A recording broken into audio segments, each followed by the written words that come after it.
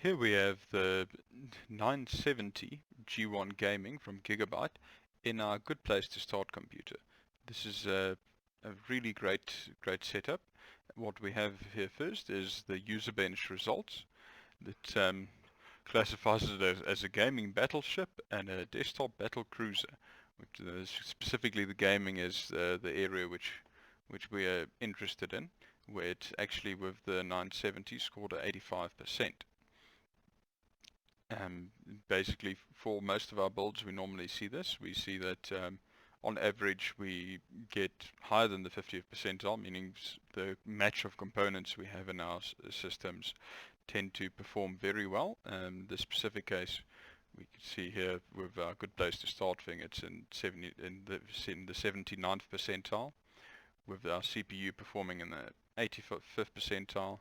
Our 970 here, which the G1 Gaming is performing in the 85th. If you overclock it, you can of course get it higher. Same thing for the hard drives. The hard drives performing really well. The memory is performing really well.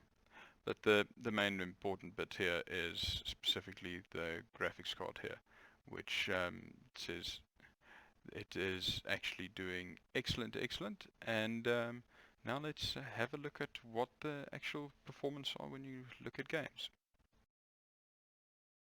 Strike score. This is basically 3D Mark's P2160 test. As you can see, the graphics score is quite good. We've received a 9600 for here. The physics score is actually also quite good with this 65 watt 6600 processor. If you would want to get your physics score up, which helps for some of the newer titles, you can look at rather going for something like a 6700K or the 140 watt processors. But overall, this is a very good fire strike score. If we compare it to the online platform, basically what they're saying is a computer like this would be fine for VR. This is relative. It is the minimum spec for VR, a 970. Because of the match of components, we actually get a little bit above what you'd normally expect with this, but that is what we always aim for. So the 970, it's coming down in price. It's a good option. It still runs, if you're running a P2160, you can still set everything absolutely max. And if you have a look at the other video, you'll see what it does at higher resolutions as well. But yes, now let's go on and have a look what it actually looks like in gaming at P2160. Here we have Dota running at 4K. Now we finally got the 970 to a point where it can't keep at the game's limit of 120 frames per second, but we're still seeing mid 90 frames per second, so really there it drops down to 79 with 4 euros on the screen. But basically it seems to be more than capable of running Dota very comfortably at 4K. Here we have CSGO running at 4K, getting nice smooth frame rates. 970 still seems to be up to older game like this at 4K. We're looking at so far between 90 and 100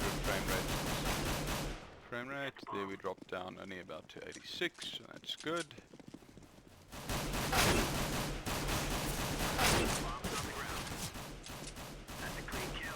I think the lowest we saw there was about 75, so seems to be perfectly comfortable at 4K on CSGO. Here we have Civilizations 5 at 4K. 4K we start to see a bit of a drop in the frame rates. We're now all of a sudden running in the mid to high 60s, so if you do end up getting a very busy battle scene, you actually might drop under the 60 frames per second in Civilizations here. Actually, there we just did. We dropped down to 52. Keep in mind this is with everything set to maximum, so it's not necessarily a fair reflection of of the maximum frame rates you can get, but it is sort of borderline. So Civilizations does actually tax the 970 if you're running it at 4K resolution. Here we have Call of Duty 5 Nazi Zombies running at 4K, and like with 2K we're seeing 91 frames per second, and that's with VSync turned off, so I have a feeling it's just the maximum that the engine here is willing to run. But that is excellent. Not seeing any frame rate drops or anything where there's more visuals, so something like this at 4K of the 970 seems perfectly fine. This is Skyrim running at 4K, and now we're starting to tax this 970 a bit. You can see there's a little bit of screen shadow, not much, it's still playable, but with this scene here we're looking at about 36 frames per second, which is a little bit lower than I would want for a first-person shooter. Keep in mind, this is running at 4K with everything maxed out. With the flames there, we're dropping down to about 34 frames per second, and it seems to be staying around there. If we go to a bit quieter scene, climbs up to about 40 frames per second, but really at 4K you would want to be setting a few of the detail settings a little bit lower with this graphics card. Here's Borderlands pre-sequel running at 4K. Immediately we can see we're starting to really tax this 970 now. We're sitting at about 45 frames per second, which isn't bad, but it isn't ideal, and if we get ourselves into a bit of trouble here, it seems to actually stay fairly okay there. It drops down a little bit, but not terribly much. Yeah, it seems like this is everything set to maximum at 4K, and it seems like it's happy to stay at around 40 to 45 frames per second, which is playable. It's not perfect, but if you set one or two of the details a little bit lower, you should be able to achieve 60 frames per second. At 4K we see that 970 is starting to struggle a bit again, but it's still staying surprisingly playable. It's basically everything almost set to maximum with Project Cars, and we're running at about 50 frames per second. The lowest I've seen is about 45, which is actually not too bad.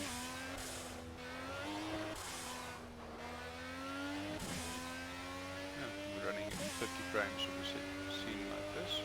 So if it gets to a serious battle in the race, might start dropping below that 45 frames, which starts to become annoying. But for the 970 to actually be giving you playable frames with everything set to maximum at 4K is very, very impressive here. At 4K, the 970, as you would expect from a game like Battlefield, starts to really struggle. We're here at about 38 frames per second.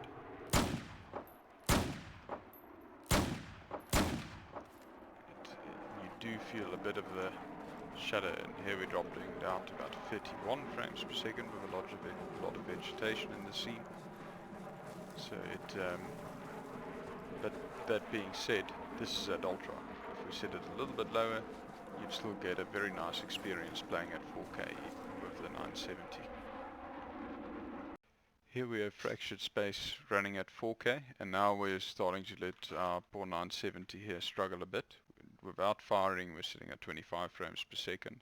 If we start to fire, we drop down to 21 frames per second, and that's just with a single ship and shot.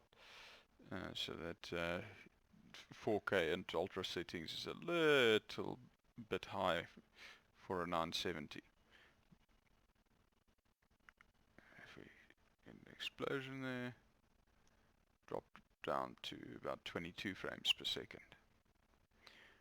Anything under 45 gets a little bit annoying in Fractured Space, so if you're looking to do 4K, I'd rather go for something a bit larger in terms of graphics card, or set some of the details lower. Here we have 3D Mark's new TimeSpy DirectX 12 benchmark running on the GTX 970 G1 Gaming. as we can see here, the score we got is slightly above what they classify a gaming PC for VR, which is to be expected, as the non-overclocked, the non-G1 gaming 970 is sort of the base one which they recommend for VR. We're about halfway to a 4K gaming PC, and we're better than 32% of the test that's been done here. So it's overall kind of what we'd expect. As you've already seen, this is a very nice graphics cards for most situations, and unless you're going for 4K, you really won't regret buying one of these. Here we have Arc running at 4K on the 970. As you can see, we've got everything set to low, and we're still seeing, I think the lowest I saw was 45 frames per second, highest I saw was 57. So we're not seeing the greatest frame rate, so you really do want to stick to low. Just to put it in perspective, if we crank it up to epic, and we see the 970 is completely out of its depth. We're seeing about 8 frames per second, which is really not at all playable. But even something like the 980 Ti and the 1070 struggles with this game at 4K. Here we have Ashes of the Singularity running at 4K, and this is again the good place to start platform with the 6700K. The 970 G1 gaming really struggled at 4K on crazy settings. We saw an average frame rate of just 15 frames per second, but it's what we expected. As you can see here, the rest of the system resources are quite high. Your actual, where we're limited by the graphics card, is right down here. It's only very occasionally where we spiked up to a higher frame rate. So let's skip quite a few quality levels and go all the way to standard. At standard, we're still seeing very low frame rates. We're seeing 36 frames per second average. You can see we're getting a little bit closer to matching the graphics card to the system resources, but this still wouldn't really consider playable, as the average frame rates are above 30, but your minimum dropped way below it. We saw very low frame rates there. So unfortunately at 4K, you'd have to run it at low settings, and even now you can still see we're limited by the GPU, not by system resources, except for normal batches where we actually had about 4.5% of the time we were waiting on the system, not on the graphics card. We've got an average of 56 frames per second, and in high batches, in the heavy batches, we only got 46 frames. It did drop down to about 30 frames per second, but so I'd probably say it's still playable. But if you're looking to add any more detail, you're definitely going to have to set the resolution lower or go for a more substantial graphics card.